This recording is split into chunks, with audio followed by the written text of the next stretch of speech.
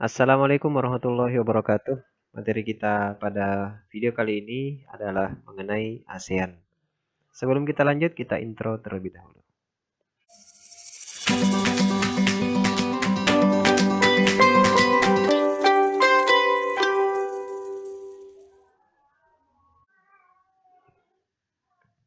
ASEAN dalam bahasa Indonesia adalah Perhimpunan Bangsa-Bangsa Asia Tenggara, merupakan organisasi kawasan yang mewadahi kerjasama 10 negara di Asia Tenggara.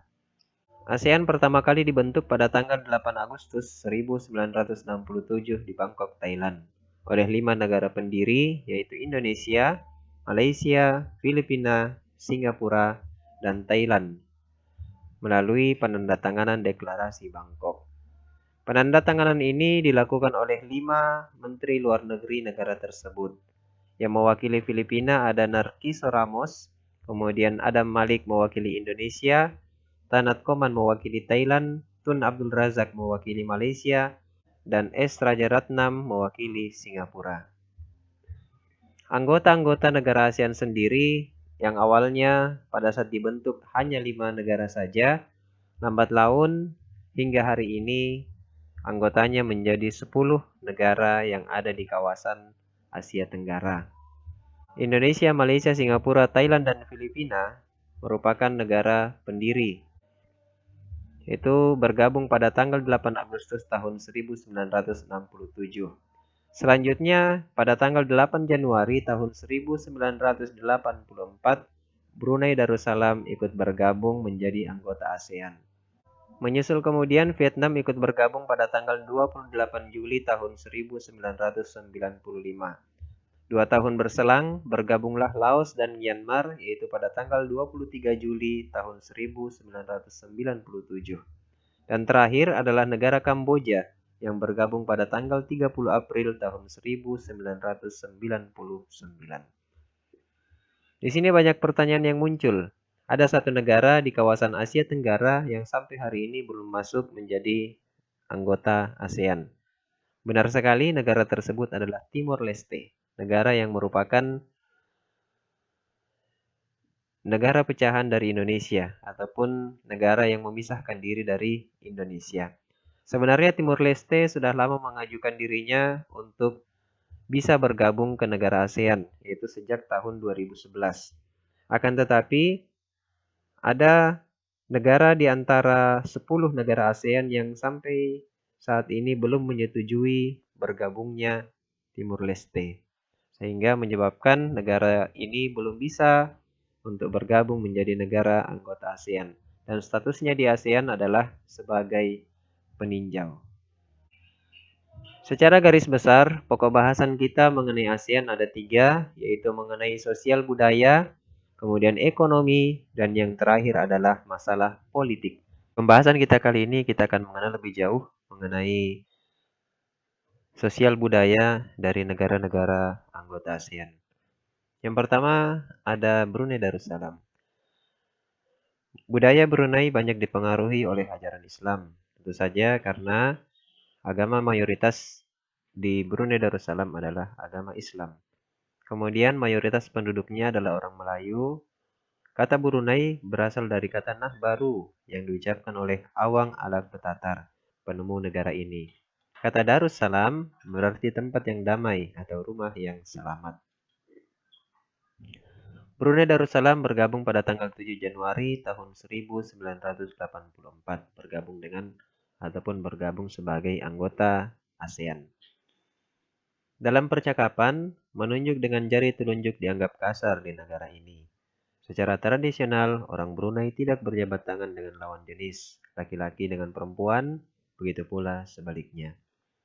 Melepaskan sepatu adalah kebiasaan umum orang Brunei sebelum memasuki rumah orang lain. Itu dia sederet fakta sosial budaya dari Brunei Darussalam. Selanjutnya kita ke negara tetangga kita yang memiliki ikon 2 gedung kembar ini, yaitu adalah Malaysia. Bagaimana sosial budaya di Malaysia? Fakta-faktanya adalah Malaysia memiliki kota yang bernama Jostown, yaitu kota yang terdaftar dalam UNESCO World Heritage. Kota ini terletak di Pulau Penang. Jostown adalah kota yang memiliki ragam jenis budaya. banyak gedung peninggalan masa Eropa, dan bangunan bernuansa Melayu Tionghoa. Tiga kaum utama di Malaysia adalah Melayu, Cina, dan juga India. Kemudian, musik tradisionalnya banyak dipengaruhi oleh budaya Cina, Islam, India, termasuk juga dipengaruhi oleh Indonesia. Yang terakhir, makanan khasnya adalah nasi lemak. Lanjut kita ke Filipina. Sosial budaya Filipina merupakan hasil perpaduan antara budaya Barat dan Timur. Kemudian, kehidupan budayanya dipengaruhi oleh budaya Melayu, Cina, dan juga Spanyol. Bahasa Filipina adalah bahasa nasional dengan bahasa Inggris sebagai bahasa pengantar untuk urusan perdagangan atau pergaulan. Po dan opo adalah sebutan orang Filipina terhadap orang yang lebih tua. Mereka memanggilnya dengan menggunakan kata-kata seperti kuya, ate, manong, atau manang yang menunjukkan rasa penghormatan. Jabatan tangan adalah bentuk salam yang paling sering dijumpai di Filipina. Tarian tinikling merupakan tarian masyarakat Filipina. Tarian ini menceritakan tentang burung tinikling yang berjalan melompat menghindari perangkap bambu petani padi. Selanjutnya kita bergeser ke negara Kamboja.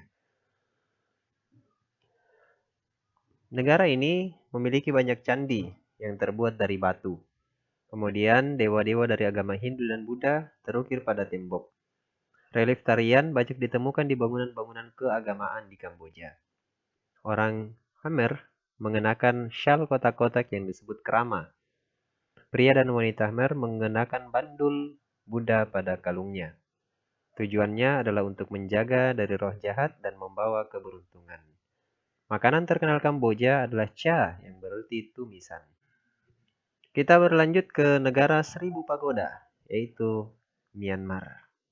Jadi Myanmar disebut sebagai negara seribu pagoda karena saking banyaknya pagoda di negara tersebut. Mayoritas penduduk Myanmar adalah keturunan Tibet.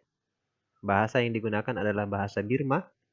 Kemudian pakaian tradisional Myanmar yang disebut longyi, mirip sarung Indonesia. Nama kain ini membelit bagian tubuh mereka mulai dari perut hingga betis. Longyi yang berbahan kain katun bukan saja dikenakan pria dewasa, namun juga anak-anak dan wanita. Selanjutnya kita ke negara yang pernah berperang dengan Amerika, yaitu Vietnam. Permainan menangkap jangkrik dengan mata tertutup adalah permainan tradisional anak Vietnam.